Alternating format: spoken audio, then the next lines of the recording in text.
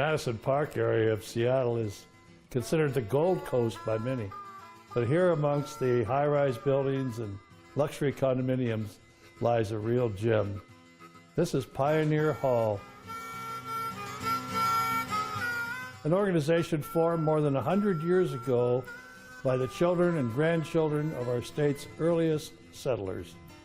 It's quite a location to visit.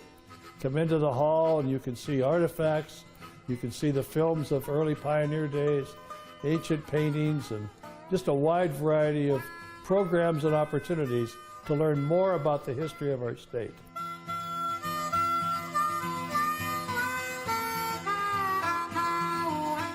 When you visit Pioneer Hall, you'll see all kinds of artifacts, household items, books, paintings of early homes and cabins, tools that they used, just an opportunity to learn more about day-to-day life of the first people who occupied this region of the world.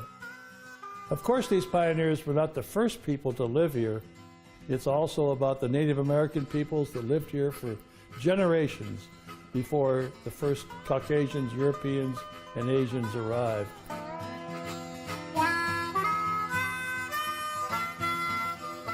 This is Pioneer Hall, a place you can come and visit. It's a blessing for each of us to have this wealth of knowledge that's been given to us by this organization. Pioneer Hall is truly one of my special and most favorite places.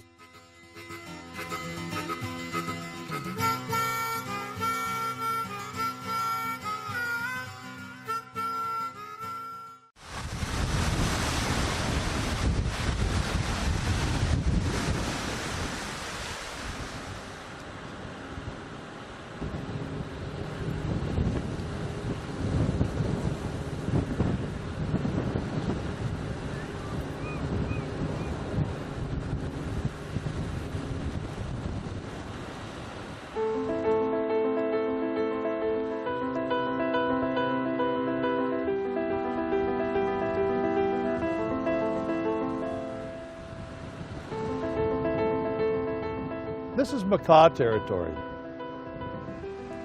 The nation of Makah on the northwest corner of our state, this is where their tribal people fished and hunted and sought whales for generation after generation.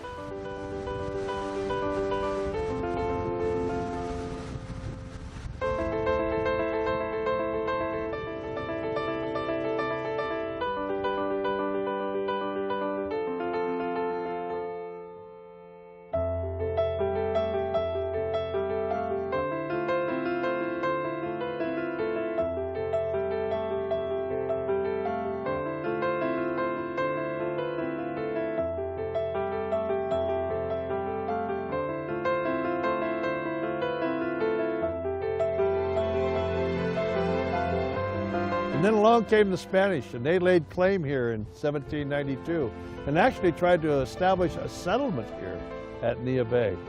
First European settlement in what's now Washington State. Early on, everybody wanted the Pacific Northwest, or at least a piece of it, because of the fur trade. Furs were a valuable product. There was a great deal of conflict between the Brits and the Spaniards of the United States. And as time went by, the disputes were settled, the treaties established. When you look on the coast of our state, you'll see lots of Spanish names. Cape Alava,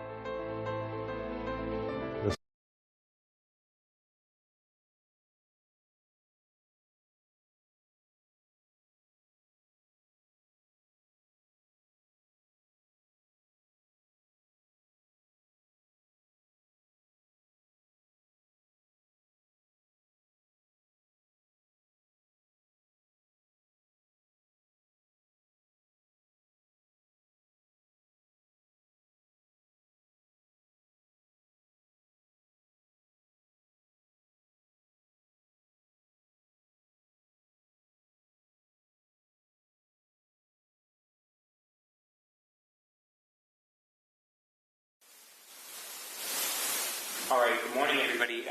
Jamie Peterson from the Senate Democrats, and I brought along my friend Senator Leas, who unveiled his transportation budget yesterday.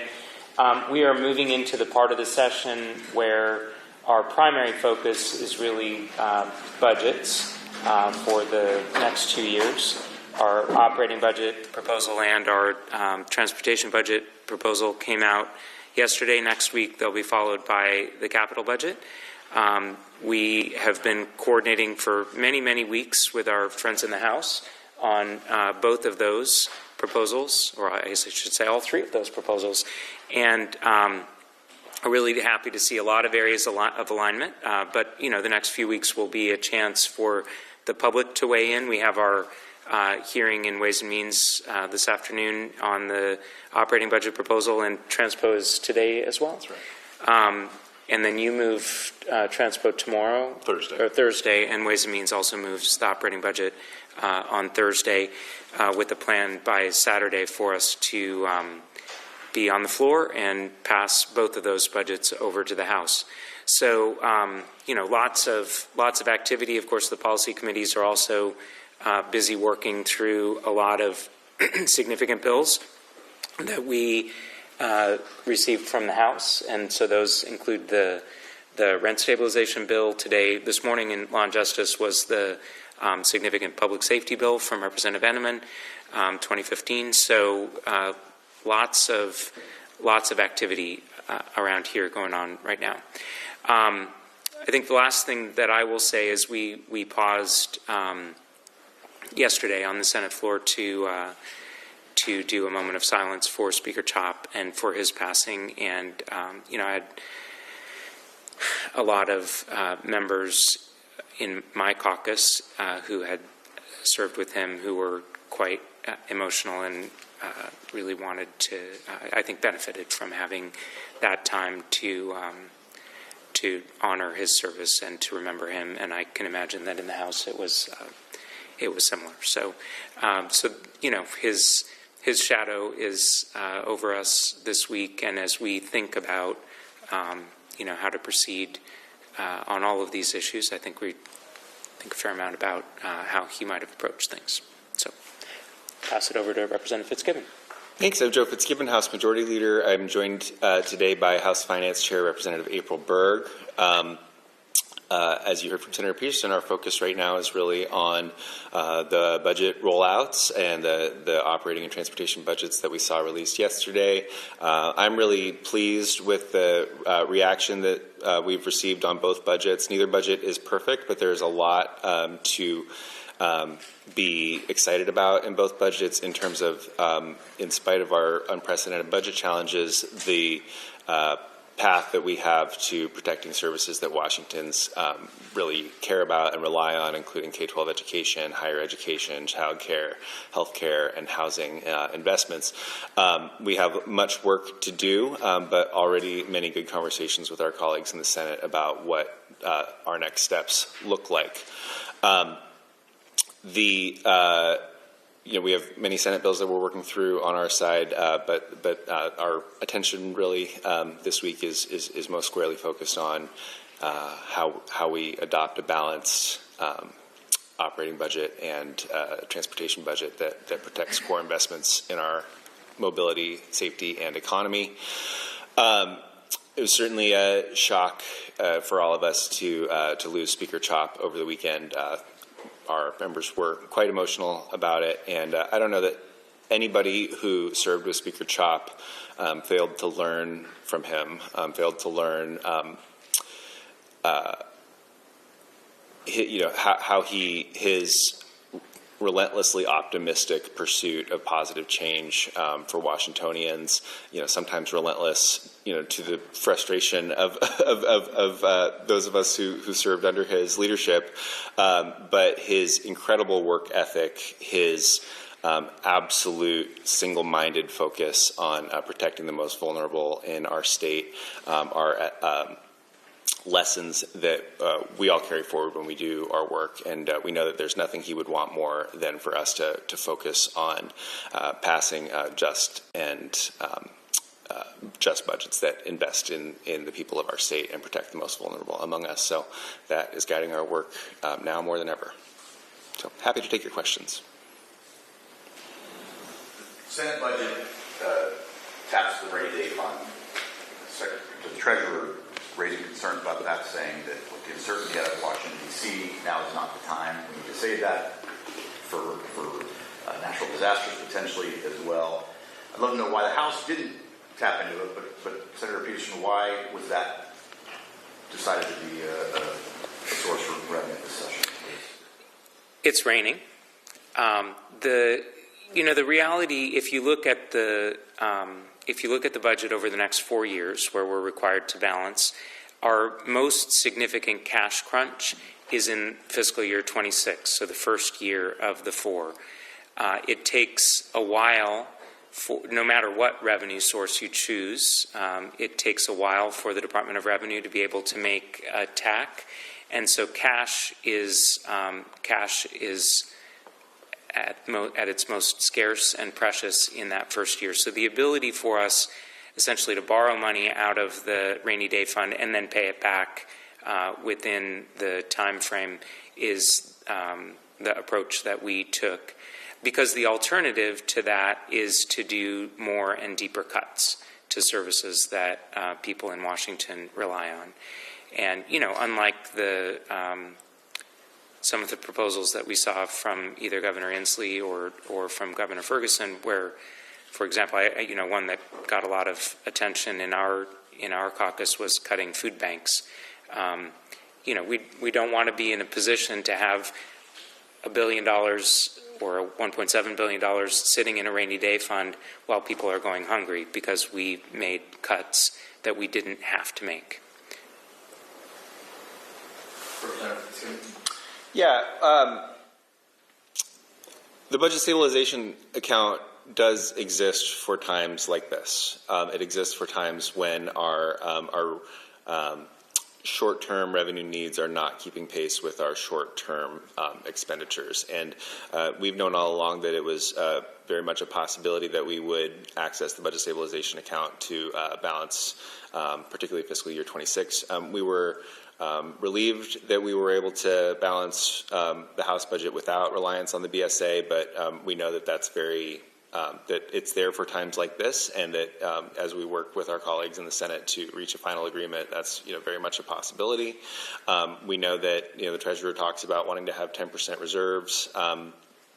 That is a good goal. It's challenging to see our way to it in the 25-27 biennium, but we understand that goal.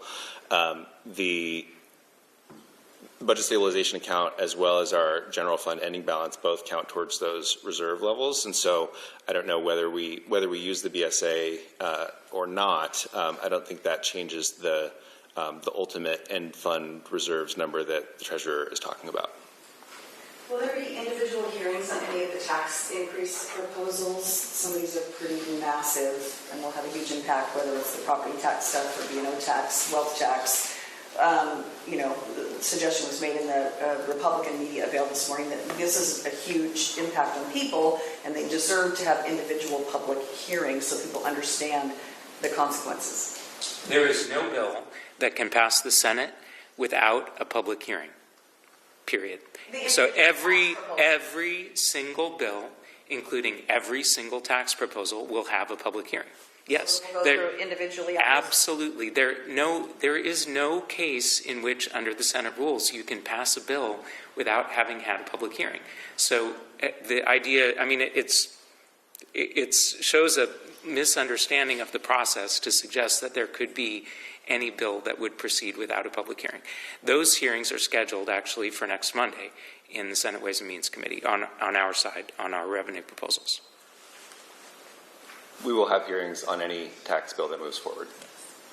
Just because the Senate's holding hearings on Monday on its package, each of the bills, is the House planning hearings on each bill in the package? We are going to have hearings on whatever bills we plan to move.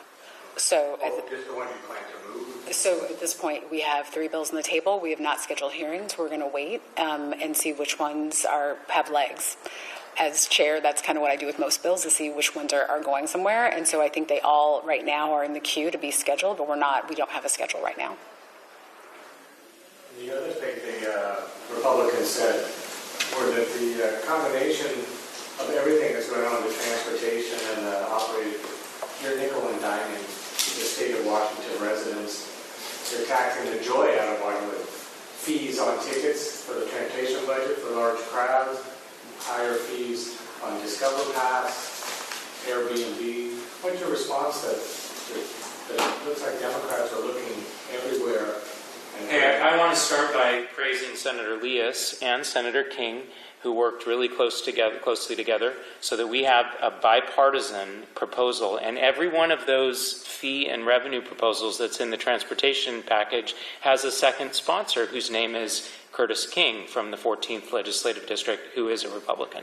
So, Senator Leas, I don't know if you want to... Yeah, I mean, I would just say there are things in the bipartisan revenue proposal that are not my first choice, but the result of a bipartisan conversation is that there's things that I'm not thrilled of, and there's items that Senator King's not thrilled of, but we found consensus and agreement on the core issue, which is our transportation system is dramatically underfunded. We're seeing potholes, we're seeing bridge closures.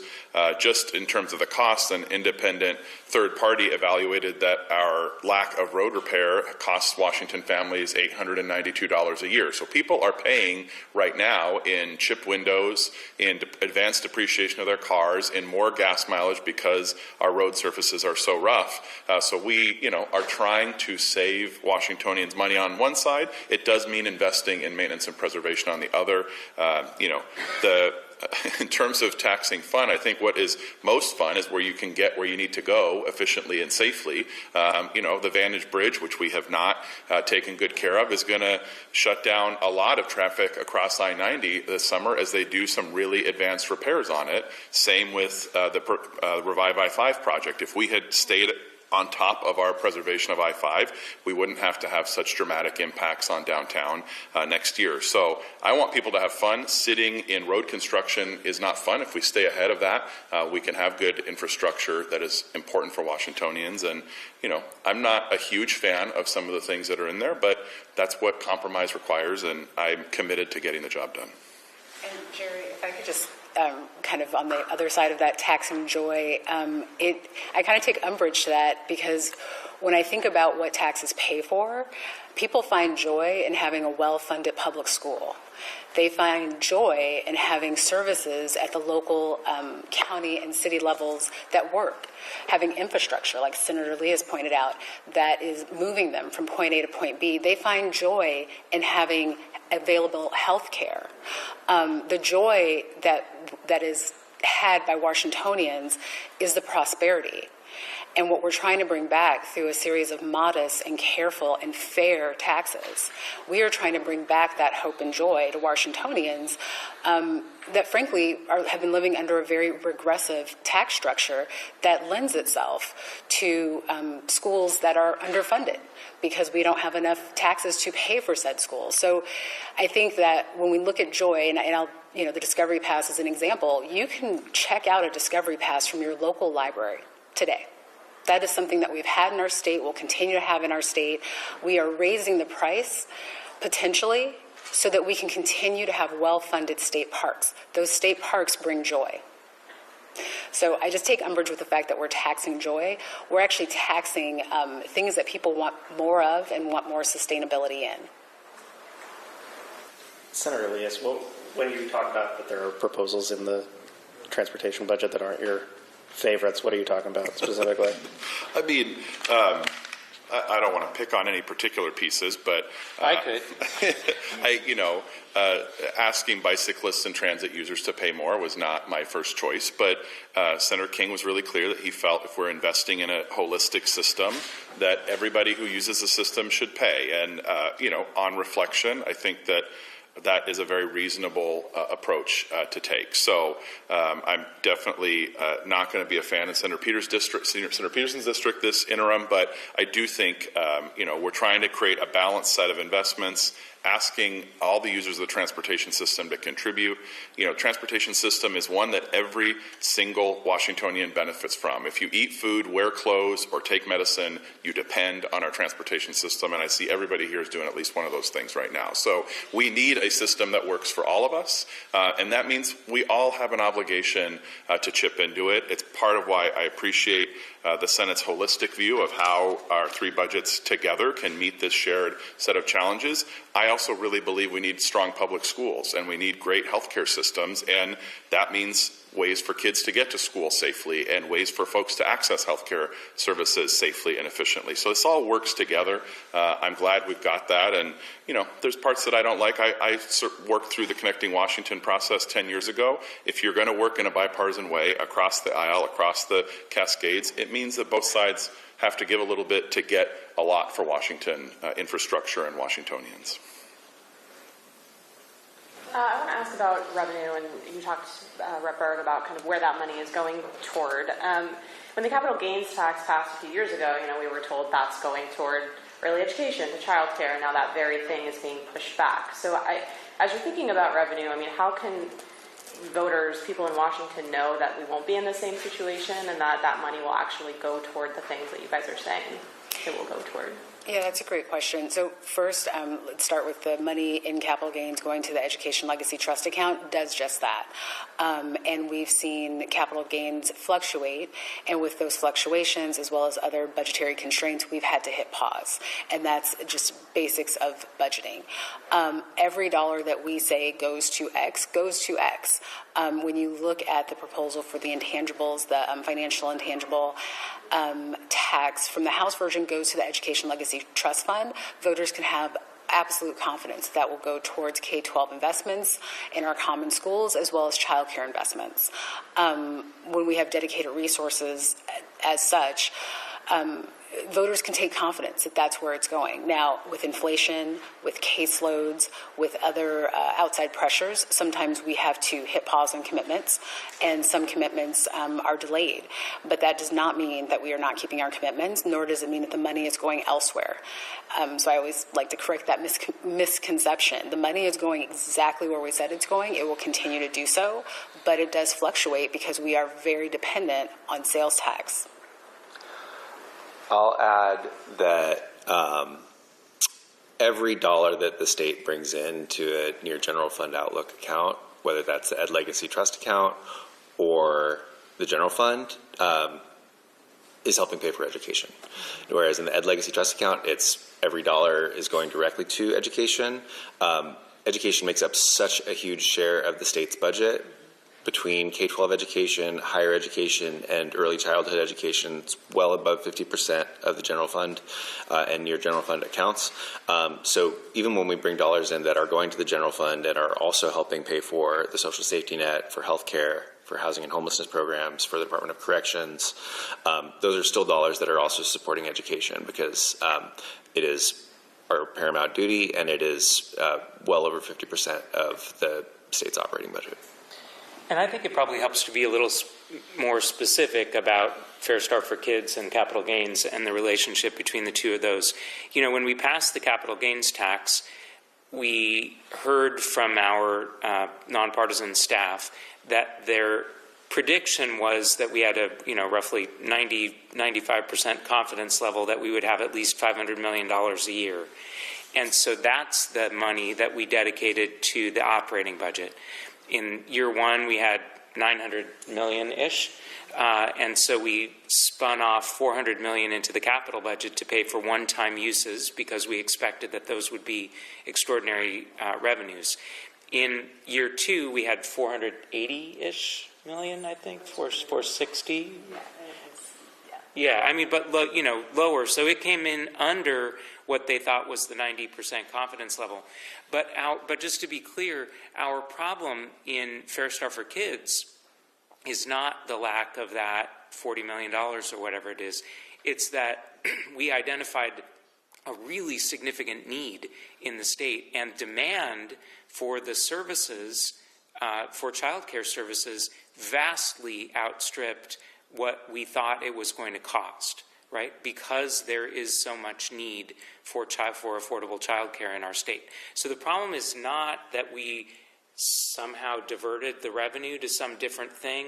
The problem is not that there wasn't enough revenue. The problem is that there just turned out to be way more demand than what we expected. And so the planned expansions of the Fair Start for Kids Act over the next few years, we are going to have to delay. That does not mean that we're stopping the pieces that we already have funded and that people are relying on. That's a lot of the work that we're trying to do this session, is to protect the promises that we have made and that we've been fulfilling for people who really desperately need those services. There's a bill that would lead to the closure of Yakima Valley and Rainier schools, and opponents have raised concerns about what it would mean for residents and their family members as well as state employees. How do you balance the needs of the state's budget woes with opponents' concerns? Yeah, so one of the values that drives our thinking around care for folks with developmental disabilities, whether in RHCs, residential rehabilitation centers, or in supported living out in the community, is the choice of the client and their family. And we have capacity in our other RHCs, Fircrest and Shoreline and Lakeland Village outside Spokane, to accommodate residents of Yakima Valley and Rainier School. Our budget proposes closing Yakima Valley and Rainier School, but maintaining the respite and crisis beds in Yakima Valley. We believe that there's capacity both in the community and at the other RHCs for residents and their families to choose the right place. There are some residents of those facilities who do need the level of care that is only really available at an RHC, and there are some residents who can choose to be in the community and also receive a level of care, but in a smaller setting than the RHCs provide. We do not take lightly the disruption that causes, both to residents of those RHCs as well as to the workforce there. But we do have to evaluate the services that the state provides every time we pass a budget and decide whether we still need every state facility. We also propose closing a correctional facility, Mission Creek Correctional Facility for Women outside Belfair. It's our responsibility as we balance the budget to look at facilities that we think are underutilized and figure out how to provide those services in the most cost-effective way for the taxpayer, as well as ways that meet the needs of the people receiving that service. And I agree with all of what Representative Fitzgibbon said. I guess I'll add that if you think about how we care for people with disabilities and help out their families, the state is in a long process of evolving away from institutionalizing all of those people automatically, right? And trying to place a much stronger presumption that folks should be served in the community whenever possible and close to their families. So the idea of these large, quote unquote schools where people would get sent away and essentially locked up for the rest of their lives is not a modern idea. Washington is very unusual in preserving those spaces. Now, as Representative Fitzgibbon said, there are absolutely some people who have depended on those services and have gotten fantastic caring services from state employees in those settings. But we do not have anywhere remotely near the scale of people who are relying on those facilities these days. And so, just as we closed Francis Haddon Morgan, which was a RHC in Bremerton, how long ago was that? 10 years-ish? More ago, yeah. It's our proposal closes Rainier School, which also has some significant capital deficits and would require a lot of work to have it maintained as a facility that's worthy of the people who live there. And I think we're on a long trajectory away from thinking of that as an appropriate model for caring for folks. We also think there will be jobs in community based settings for the folks who no longer have a workplace at Rainier and Yakima Valley. There's a very large demand for that skill set, and we think that those folks will be in high demand in the long-term care arena. Just to follow up on that, and forgive me if this is in either of your budgets, but is there any increase in funding to like community settings, like Yes. supported living in your proposals? Yes, we anticipate that there will be increased demand for, we have both a rate increase for supported living, which is one of the few areas that we saw a rate increase across our budget, and then we do anticipate increased capacity being needed in those community settings as folks transition out of Rainier and Yakima Valley. On the budgets that were unveiled, there's now 4 competing proposals to fund the CBA or fund state CBAs. Senate Democrats proposed 1-year furloughs. House Democrats proposed fully funding them. The Governor Ferguson proposed 2 years of a monthly furlough, and then Senate Republicans proposed foregoing them and offering a $5,000 bonus. As you work towards adopting a budget, is there still a scenario to where you can fully fund the previously negotiated CBAs with state employees?